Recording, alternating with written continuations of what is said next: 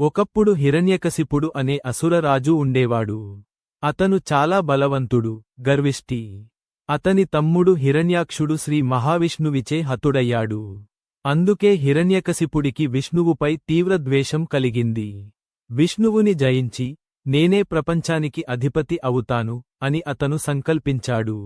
అందుకోసం అతను చాలా కఠినమైన తపస్సు చేశాడు. అతని తపస్సుతో సంతోషించిన బ్రహ్మదేవుడు ప్రత్యక్షమై వరం అడగమన్నాడు.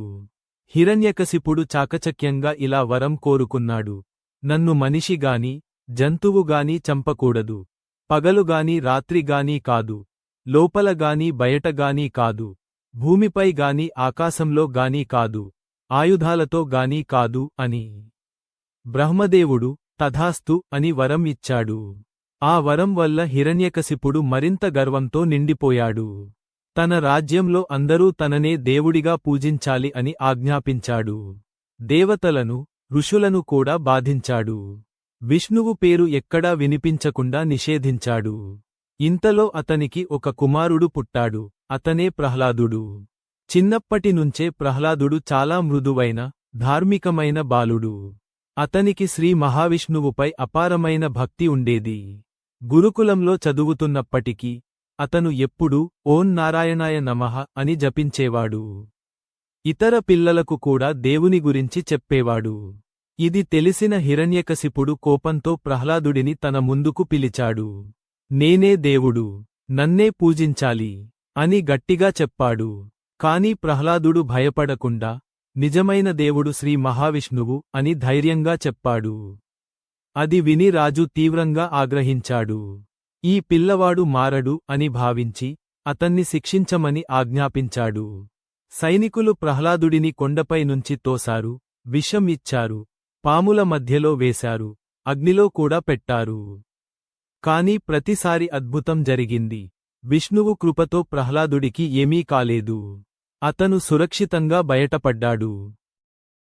చివరికి ఒకరోజు హిరణ్యకశిపుడు కోపంతో అడిగాడు, నీ విష్ణువు ఎక్కడ ఉన్నాడు?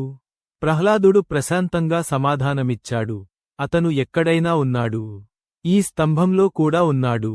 ఈ మాటలు విని హిరణ్యకశిపుడు నవ్వుతూ, ఇదిగో చూద్దాం అని స్తంభాన్ని బలంగా కొట్టాడు. వెంటనే ఒక ఘోరమైన శబ్దం వినిపించింది.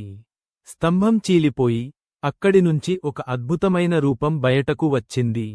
అతనే నరసింహస్వామి, అర్ధం మనిషి, అర్ధం సింహం రూపం.